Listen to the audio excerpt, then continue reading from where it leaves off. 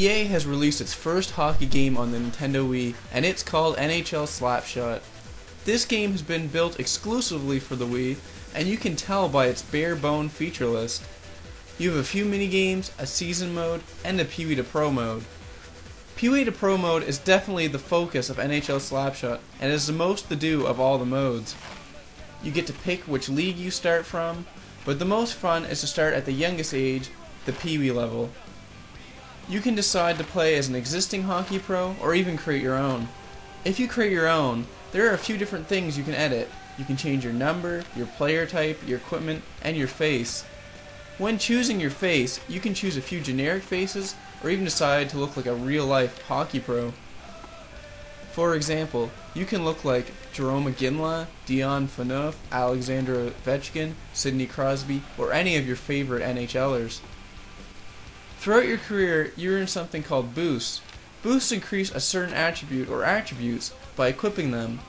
In order to unlock boosts, you need to complete a certain task, like score 3 goals in a game, get 50 hits in a season, or other such tasks. While this may seem like a neat idea, it quickly becomes pointless based on how your player progresses in this mode. Once you're done creating your player, you can choose your Pee-wee and Bantam team jersey, and you also get to choose the logo. Once you're done this, you're ready for the real fun, the gameplay. In the beginning of your career, you get to play on an outdoor rink as a young kid. This, in my opinion, is the most fun you can have with NHL Slapshot. No rules, 3-on-3 hockey, big hits, lots of goals, and dare I say it, the kids' animations are just adorable. Once you play your 16 games and progress through Pee-wee and Bantam level, you're ready for the CHL. At the CHL level, real hockey rules come into effect, and it's 5-on-5 hockey. This is also a level, though, you start to see the game's flaws. On the second hardest difficulty, the game for good players is way too easy. You find yourself scoring 4 or 5 goals a night, and that's on 2-minute periods. Basically, the game's AI is very poor, and playing 5-on-5 really showcases this flaw.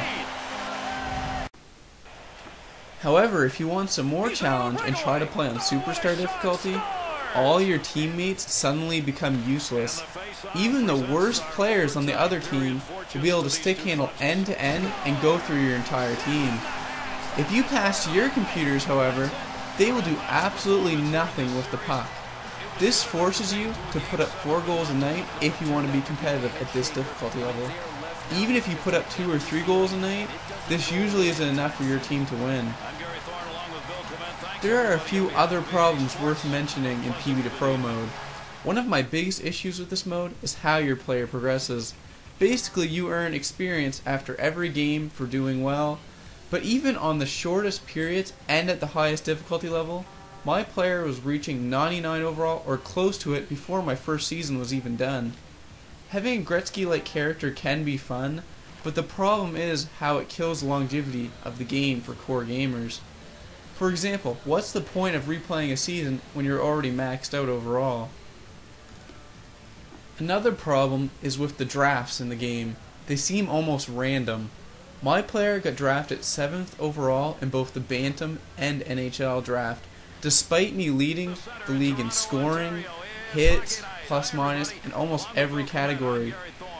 In a way, the draft just seems pointless. Once you reach the NHL level, you can't help but feel you've seen it all.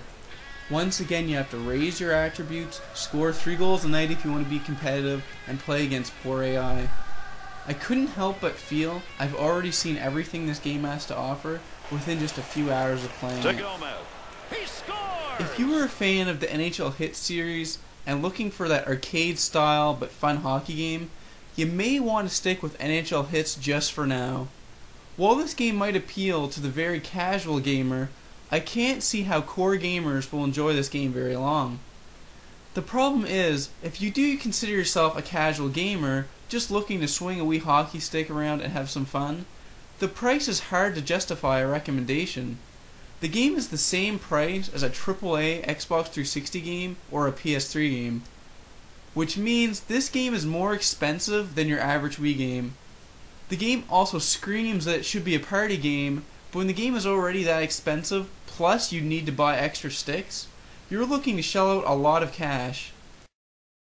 If you don't mind the price and just want to pick up a very casual hockey experience for the Wii, the game does have some fun for you. But if you are looking for something with a little more bang for the buck, I'd still have to recommend picking up the GameCube version of NHL Hitz 2003 or NHL Hitz Pro. They offer an arcade experience that also has some depth. With that said, this game does have a few strong positives. The Wii Stick does work very well, besides the odd hiccups. The game is very easy to pick up and play, and the Pee-wee Kids level is just adorable, and the animations are excellent. I believe this was a good first try by EA, and I look forward to see if a sequel can correct the AI flaws and add some more depth to their game. Ultimately, the experience is fun for an hour or two, but it just lacks any depth and has a very steep price point. The game is hard to recommend, but if you're really desperate for a hockey game on the Wii, then you might want to give this a try.